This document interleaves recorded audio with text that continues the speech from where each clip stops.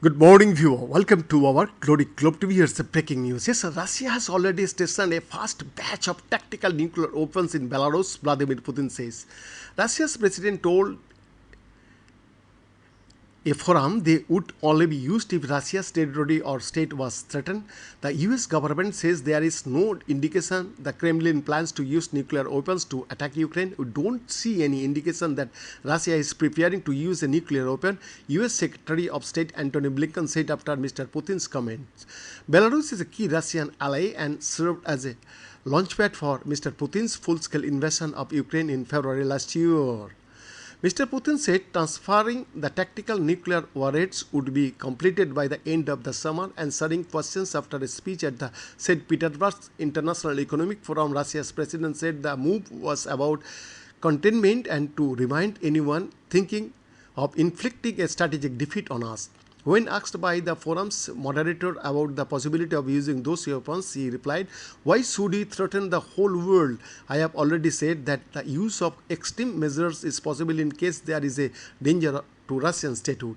Tactical nuclear weapons are small nuclear warheads and delivery systems intended for use on the battlefield or for a limited strike. They are designed to destroy enemy targets in a specific area without causing widespread radioactive fallout.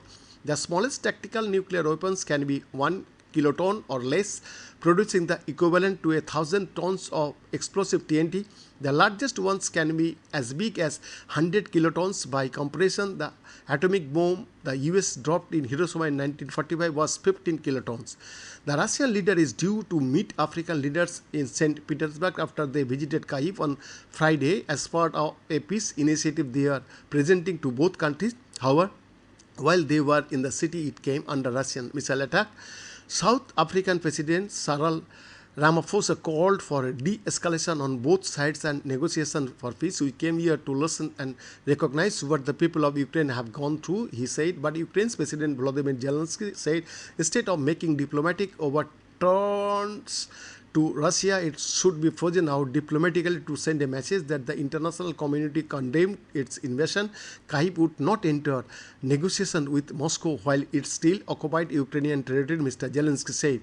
Mr. Putin also repeated his claim that Ukraine stood no chance for succeeding in its ongoing counter-offensive. The Ukrainian military was also running out of its own military equipment and would soon only be using Western donated equipment, he said. "You cannot fight for long like that," he said, warning that any F-16 US fighter jets given to Ukraine will burn, no doubt about it. Behind the report, Globe TV, Delhi, India.